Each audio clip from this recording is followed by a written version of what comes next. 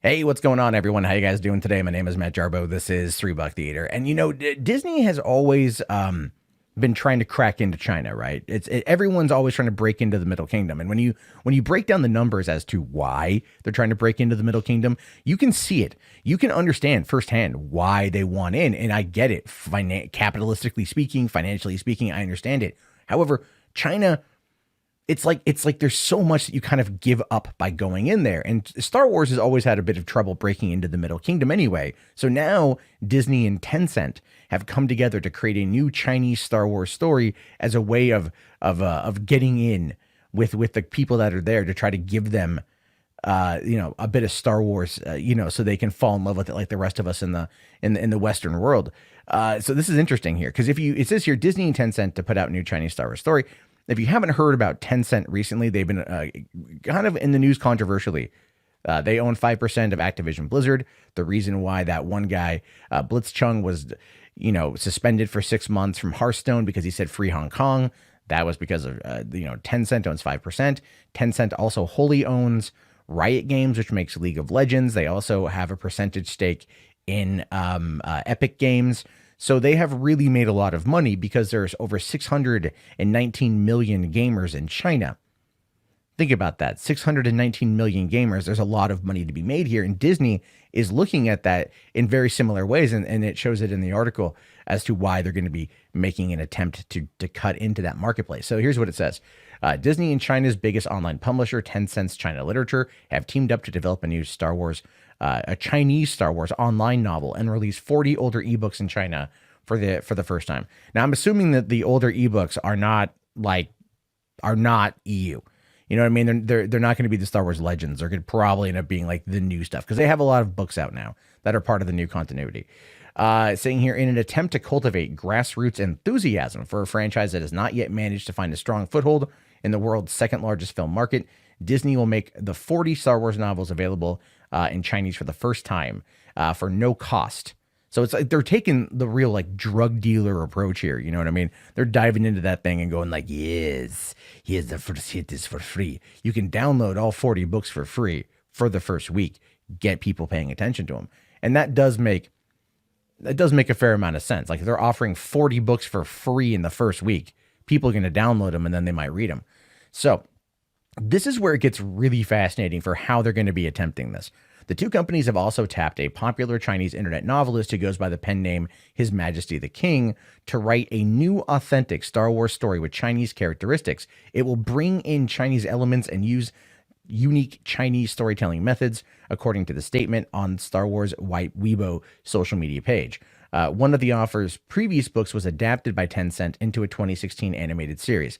So this guy's popular. He's got a following, right? Obviously, we can kind of see what's going on here. Oh, let's find a popular online novelist who's good at what he does, has a large following, is very popular, and let's pay him to create a new Star Wars story that's authentically Chinese and brings in Chinese characteristics. What I'm going to love about this, what I'm going to laugh about this, is how they're going to find a way to bring it into what is clearly based off of Kurosawa films and Japanese cinema. Now, granted, those themes and those elements, they do spread themselves across all of literature. So it's not just one thing. But, I mean, Lucas has openly admitted, Kurosawa was a huge influence. So I think it's going to be very interesting to see how they tie it in. And then how they tie it into the Rise of Skywalker, because they're going to have to.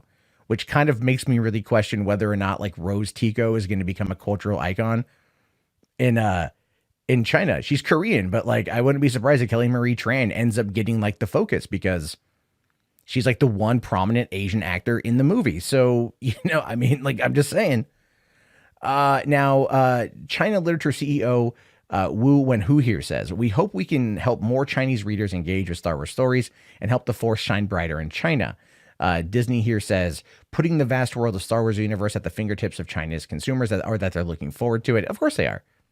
Of course they are. There's money to be made in the Middle Kingdom. Of course you're going to want to do that.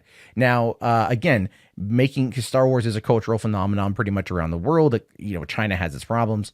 Getting it popular through a grassroots campaign of like free books and then having someone who's very popular write a novel is a very good way of getting to it. So This is when it says that the franchise failed to connect with Chinese audiences. That's not even an understatement here. Look at this passage. This is true. The Force Awakens earned a decent 124 million in China in 2016, but box office figures have gone downhill. China was hit with 3 Star Wars films last year, and they all underperformed. Rogue One, 69.5 million. The Last Jedi, 42.6 million. And Solo, 16.5 million. Now, and China keeps about half of that, if not like more than half of that. You know, so Disney didn't make a lot of money by breaking into China because it wasn't the cultural phenomenon there. And of course, going on to say here that The Rise of Skywalker is set for release in December, and it will clearly be looking to do big business in the territory. Lucasfilm has tried various tactics to pull in new fans into the franchise, organizing everything from live orchestra concerts to themed runs of photo op, the 500 stormtroopers placed on the Great Wall. Wow, they are like so desperate to get people into that stuff. I don't really know if you really want to put like what is considered an imperial army on the Great China on the Great Wall of China. I get the photo op of it, right? I get all that, but I just kind of feel like, again, you know. But I mean, how can I say that when I criticize the guy for saying that, you know, kids shouldn't be wearing stormtrooper costumes because it promotes fascism? So, you know, it's all in good fun. It's all in good fun. But this is where it gets really fit. Look at these numbers here. The new partnership could potentially tap into a huge swath of consumers, given that China boasts a staggering 454 million readers of online literature. Hong Kong listed China Literature says it has more than 217 million monthly active users and nearly 8 million authors on its various platforms. That is insane, right? You don't think about the sheer numbers coming out of China. We don't normally think about like the over 1 billion people who live there. You know, like, I mean, especially here in the United States, there's 340 million of us. And so that's a lot, but it's like still China is like, you know, 4 times that almost. It's insane. So I have to wait and see if Disney's actually able to create this grassroots movement, but I kind of feel like it's too little too late to get in at the end of the Skywalker saga, which tells me that they're not looking for this to do big business. What they're hoping for is they're hoping that they can get this grassroots movement moving now, and then by 2022, when the next movie comes out, then that will have a stronger fan base that will then be able to be popularized. And also Mandalorian and other aspects of Star Wars going over there in the next couple of years means China is a big focus for them, which means that just like with Marvel movies, they're going to be looking to China for guidance on story. You're gonna hear about certain scenes for Star Wars movies coming up and Star Wars properties that were shot specifically for China.